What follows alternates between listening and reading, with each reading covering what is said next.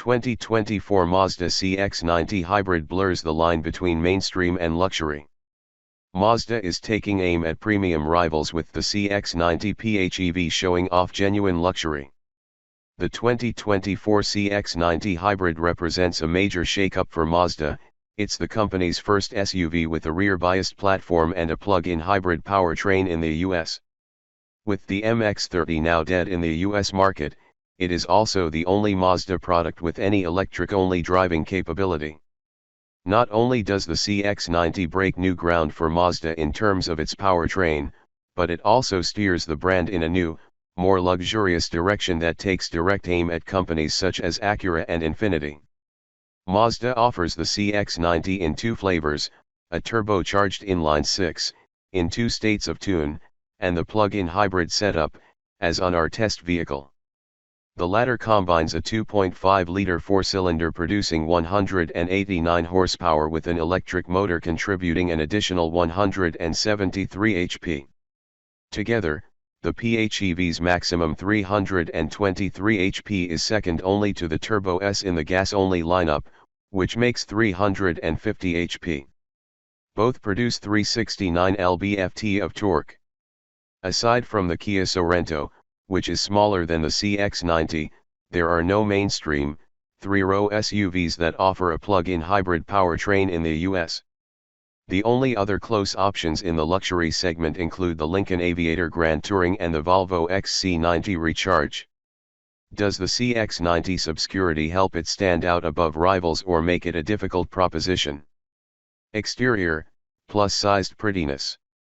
Has Mazda produced an ugly car in recent years? We don't think so. The CX-90 applies an award-winning design philosophy to the all-new large platform, resulting in some lovely proportions. A long hood evokes a premium look with a strong stance that benefits from a wheelbase that's 7.5 inches longer than the CX-9. The CX-90 is larger than the CX-9 in every exterior dimension. 19-inch wheels are the standard shoe for the CX-90, but our Premium Plus tester wore larger 21-inch ones. Aside from a few PHEV badges on the front fenders and an Ski-Active PHEV logo on the trunk, there isn't much to differentiate the hybrid from the gas-only CX-90. Mazda offers some beautiful colors on this SUV, including the new Artisan Red Metallic, Soul Red Crystal, and Deep Crystal Blue Mica, which makes it all the more disappointing that our tester was finished in the relatively plain rhodium white premium, a shade of white that costs $595. Interior, Mazda goes luxury.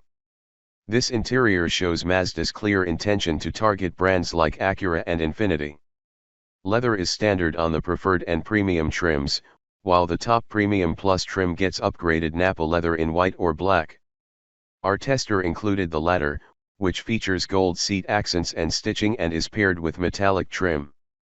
It's elegant, but we prefer the white Nappa leather, which gets wood trim and premium-looking fabric on the dashboard. It'll definitely be more difficult to keep clean, though. Regardless, the Premium Plus adds ventilation to the front seats, which both get heating as standard. Though the material quality and layout are top-notch, we can't say the same for Mazda's technology. The 12.3-inch screen features a rotary-style controller that is unintuitive with too many annoying menus.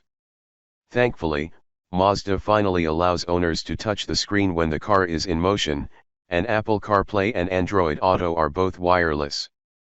We do appreciate how Mazda kept the digital gauges simple and easy to read. The fuel gauge shows a ton of information about the gas tank and battery at just a glance. Performance: is the PHEV right for you? During our first drive of the CX-90, we didn't have a strong lean on which powertrain was best. After spending a week with the PHEV, we now have a more definitive preference for the inline-six. Due to travel and the nature of our driving, the week was spent mostly with the CX-90's 17.8 kWh battery pack completely drained. With no charge, the CX-90 functions like a normal hybrid, using the electric motor to keep the air conditioning running at a stop and at slow speeds during stop-and-go traffic. We noted around 25 mpg when driving around with no charge, which is on par with the EPA rating. This is around the same fuel economy you could expect from the gas CX-90 Turbo when driving in the city. The CX-90 can also be charged on the go using the engine, though this results in a hit to your fuel economy. Of course, a PHEV is meant to be plugged in, and fuel economy improves drastically when combined with electric-only driving. A full charge can be achieved in under 2 hours with a level 2 charger, and the CX-90 can go around 26 miles on a charge, which should be enough for a short commute. If you live a lifestyle that only requires a short trip to work and back, the CX-90 PHEV could be a nice option. Anyone who frequently drives further than that may not reap the full benefits of this powertrain. Driving impressions, 3-row fun. The outgoing CX-9 was among the most fun to drive SUVs in the mainstream segment, and the CX-90 only improves upon that formula. A rear-biased platform with all-wheel drive delivers balanced handling that keeps drivers grinning on a windy back road. The steering is on the heavy side for a family SUV, but justifies that weight with good responsiveness and connectivity to the road. If there was such a thing as a big 3-row Miata, this could be it. Managing this much weight through the corners is a tricky math equation, and Mazda chose to solve it with firm suspension. The CX-90 doesn't beat up its occupants, but the ride is certainly on the sporty side. We mentioned previously that we preferred the CX-90 with the inline-6 after spending a week in the PHEV. Not only does the inline-6 sound better, but it's the smoother of the two. This being Mazda's first PHEV, the transition from electric to gas could be a lot smoother. The gas engine abruptly makes its presence known like a toddler asking their parent to watch them do a cartwheel. And despite having the same amount of torque as the gas-only Turbo S, the PHEV can sometimes feel underpowered due to the nature of how the four-cylinder revs highly when a quick burst of acceleration is demanded. We love how the CX-90 drives, but it feels more natural with the inline-6. Practicality, trade-off for fun. As with the CX-9 it replaces, the CX-90 makes some trade-off in practicality in the pursuit of driving enjoyment. Buyers who want 8 seats must opt for the base preferred trim, as both the Premium and Premium Plus are only available with captain's chairs in the second row.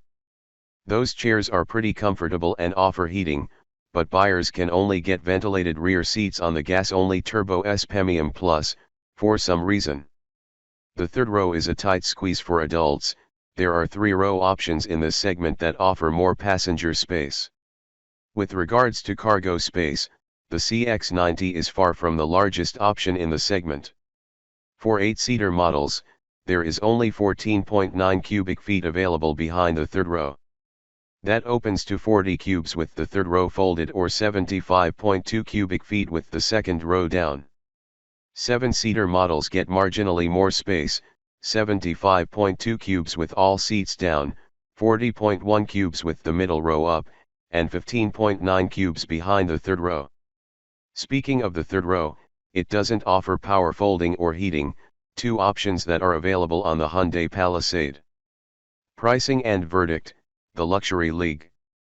In Mazda's efforts to build more premium vehicles, the brand has straddled the line between mainstream and luxury in terms of pricing. The CX-90 Hybrid starts at $47,445 for the base preferred trim, not including the $1,375 destination and handling fee, a few $1,000s below the non-hybrid Acura MDX and Infiniti QX60. Opting for the premium trim brings the price to $52,900, and the top Premium Plus trim is $56,950. Those prices overlap with SUVs from luxury brands, though the CX-90 differentiates itself with a PHEV powertrain. Does the CX-90 justify a price tag that competes with Acura and Infiniti? We think it does. Though the PHEV is not our preferred powertrain, the CX-90 delivers more power than the naturally aspirated MDX and QX60, along with superior efficiency. The interior feels on par with the luxury segment, and the driving dynamics are actually superior due to the CX-90's rear-biased platform. Whether or not consumers will sacrifice the perceived prestige of owning an Acura or Infiniti for a Mazda remains to be seen, but the CX-90 proves that it should be taken seriously as a luxury challenger.